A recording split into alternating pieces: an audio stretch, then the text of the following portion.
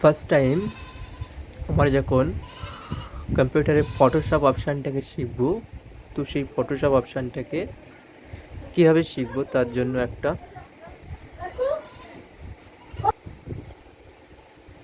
আমরা first time Photoshop কীভাবে on করব তার জন্য আমরা আসবো নিচে রান কমান্ড বক্সে।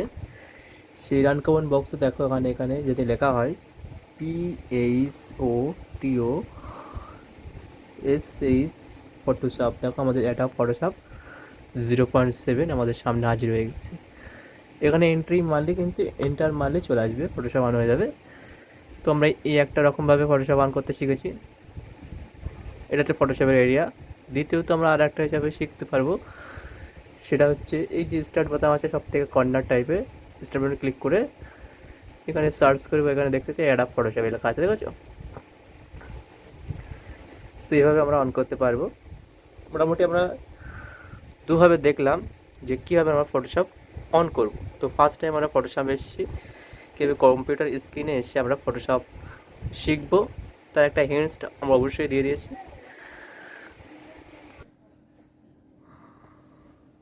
তো ফটোশপে আমরা ফার্স্ট টাইম ফাইল সম্পর্কে শিখব। দেখো কর্নার টাইপে ফাইল আছে,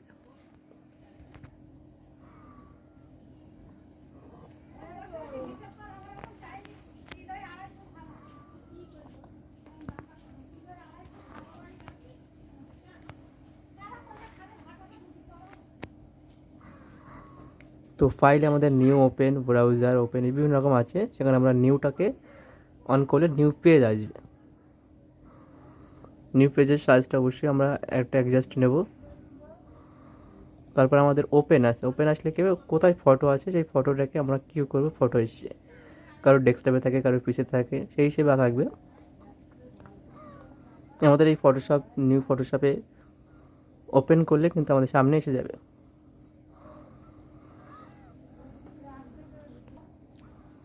তো এই ফটোকে সবসময় কিন্তু এটা মেন ফটো, এটাকে রাখবে না, এটার ওপরে ক্লিক করে এটাকে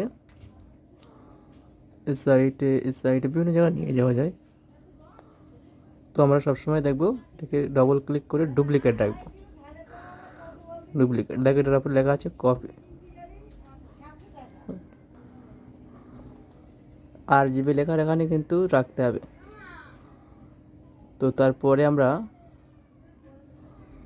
এই ফটোক্রপে বিভিন্ন রকমের ক্রপ করতে পারবো, এটাকে নতুন জায়গায় এটা এনে আমরা ফার্স্ট এডিট করে দেওয়া পারবে। তো আমরা ফটো তৈরির 3টে স্টেপ দেখবো। একটা হচ্ছে ডবল ক্লিক করা, নো করলে কিন্তু আউট হয়ে যাবে, ডবল ক্লিক করলে আবার চলে আসবে। এবং ফাইলে গিয়ে নিউ করলেও আমরা ফটো এখান থেকে পেয়ে যাব। নিউ বলতে ওপেন, দ্বিতীয়টা। তারপর একটা আছে ব্রাউজার, ব্রাউজার আসলে এখানে ব্রাউজার আমরা এখানে এসে যেখানে ফটো আছে সেখান থেকে নিয়ে নেব,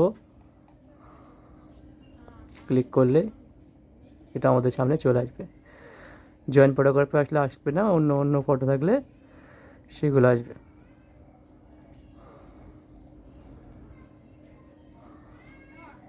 তো এইভাবে আমরা ফটো অ্যাড করা শিখলাম।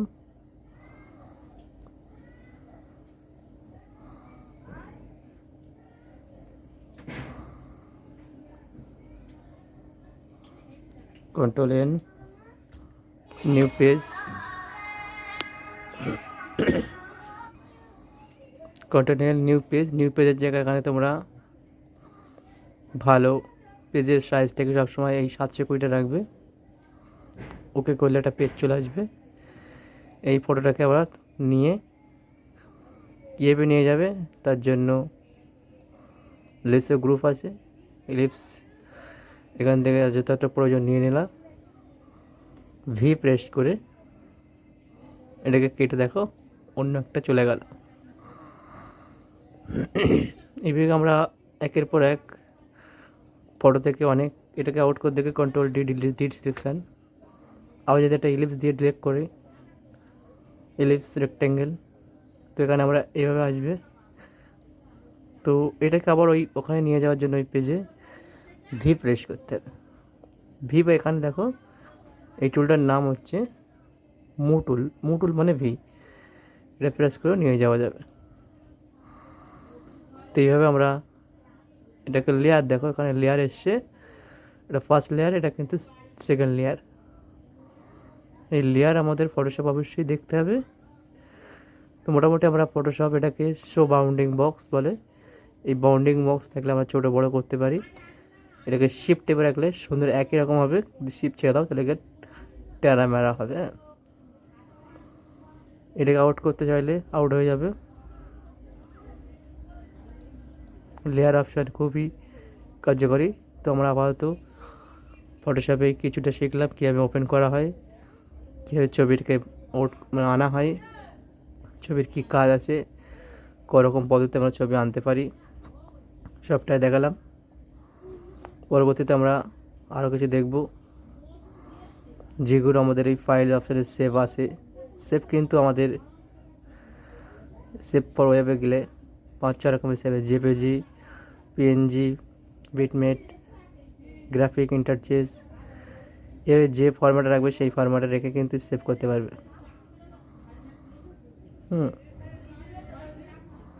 পুরোটা সেভ হয়ে গেল।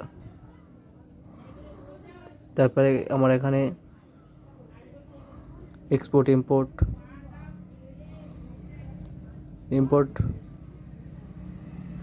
করে পিডিএফ ইমেজ আনতে পারবো। ওপেন হবে। তো যাই হোক, আমরা মোটামুটি এখানে ফাইল থেকে শিখলাম।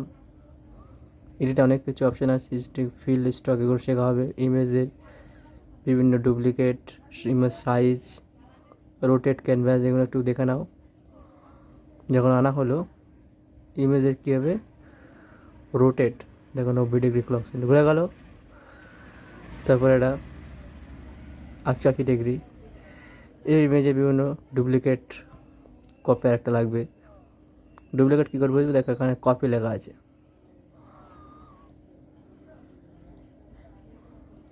তারপর ইমেজে আরও কিছু করা যায়, অ্যাডজাস্টমেন্ট, অবশ্যই এগুলো আরও দেখাবো আমরা।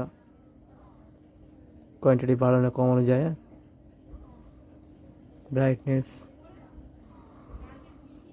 তারপরে আমার ইমেজের মধ্যে আরও ইমেজ সাইজ আছে। এই সাইজটাকে আমরা